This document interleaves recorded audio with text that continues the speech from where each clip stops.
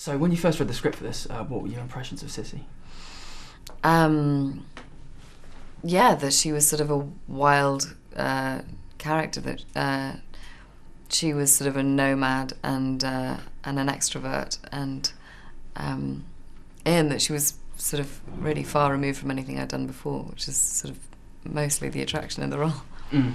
When you have a character like that who's very complex, do you sort of do a little psychological dissection maybe and find out how she got to where she is and things like that? Yeah, I mean, we all sat around as a cast and with Steve to sort of figure out where they'd come from, try and nail down their backstory, and so we did that. And then Michael said in rehearsal, he said, let's think about this, let's talk about it, and let's forget it. So it wasn't the focus of the film. But yeah, it was important that we all knew where we'd come from, and the contact that the brother and sister had over the last couple of years was kind of important. Mm. You've got a really good natural rapport with Michael as well. I wonder if sort of was it improvised? Did you get a chance to do that at all, or were you mainly under? We did a couple of days of improvisation in rehearsal, and some of that was implemented into the film, and then we occasionally improvised a little bit on set. But yeah, we just became really comfortable acting with each other because we had these, couple of days of just sort of doing really extreme improvisations in the set that we were going to be using.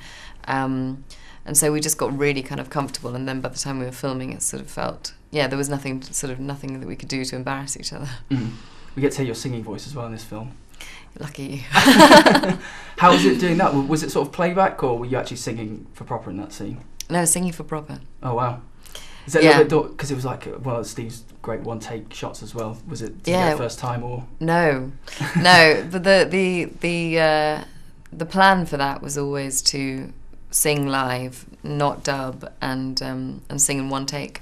So we did about 15 takes. It took because there were takes that my first couple of takes I was so nervous, you could hear my voice shaking, so they were useless. And we just sort of worked our way into the feel of it. But then if I ran out of breath at one point, then we had to scrap that tape because it wasn't usable in the film, and he never wanted to touch any of it in post-production. So that's what we did, and I think it was 13 or 15 takes, and the last one was sort of roughly there. Got it in the bag. Yeah. Kind of. Do you enjoy singing though? Can we expect a Carey Mulligan album to drop at any point, or?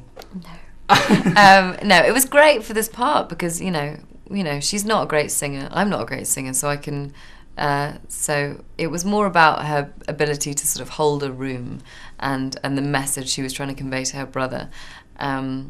But it's so job specific. I'm not a singer, so but it was a kind of fun experiment, and it was part of the reason this role was so challenging. Mm.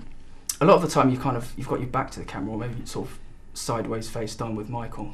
How do you feel with that? Do you like being able to see the camera, or do you want to forget about it when you're making a film? No, if it was up to me, they'd put little tiny cameras in the walls and we wouldn't have to see them at all. It'd be like Big Brother. No, I'm much more comfortable the further away I am from the camera. I mean, I've worked, there are times when you sort of come to, like Lone Sheffic on An Education was always trying to educate me that the camera is your only way of telling the story, and it's your friend because it helps you tell the story in the most effective way. And so I try to feel better about it, but I am just more comfortable when I can't see it.